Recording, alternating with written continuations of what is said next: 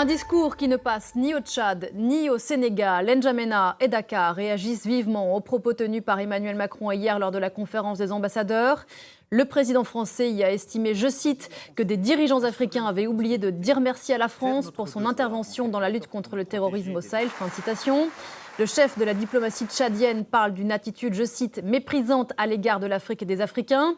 Quant au Premier ministre sénégalais Ousmane Sonko, il écrit sur le réseau social X que la France, je cite, n'a ni la capacité ni la légitimité pour assurer à l'Afrique sa sécurité et sa souveraineté sur fond de retrait annoncé des troupes françaises de plusieurs pays d'Afrique. Bonjour Elimane Ndao, vous êtes à Dakar pour Parlons-en et Ousmane Sonko de rappeler, je cite toujours, que si les soldats africains ne s'étaient pas déployés lors de la Seconde Guerre mondiale pour défendre la France, celle-ci serait peut-être aujourd'hui encore allemande. Voilà, c'est ce qu'on appelle une réponse cinglante. Absolument, une réponse cinglante qui fait la une de beaucoup de journaux, de beaucoup de quotidiens sénégalais ce matin, qui reviennent sur ce tweet d'Ousmane Sonko. Réaction également sur les réseaux sociaux de Sénégalais et d'Africains. Le tweet d'Ousmane Sonko a été vu plus d'1 million de fois depuis cette annonce. Et c'est pas la première fois qu'Ousmane Sonko désavoue publiquement Emmanuel Macron. La première fois, c'était lors de la visite de Jean-Luc Mélenchon. C'était au début de leur mandat, au mois d'avril-mai.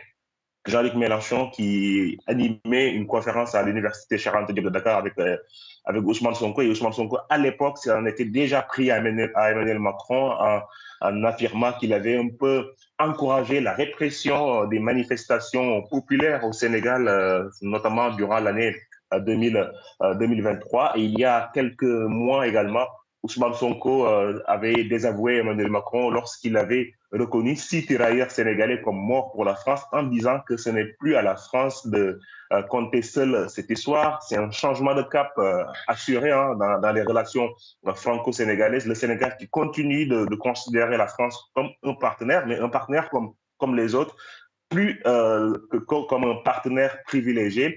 Et dans le discours, le ton a changé entre ce qu'on a connu d'habitude durant les régimes précédents, des présidents qui étaient pas forcément en désaccord avec la France. Là, il y a plusieurs points de désaccord soulignés dans le ton entre les nouveaux dirigeants sénégalais, Bassirou Diomaye Faye, Ousmane Sonko et Emmanuel Macron, le président français.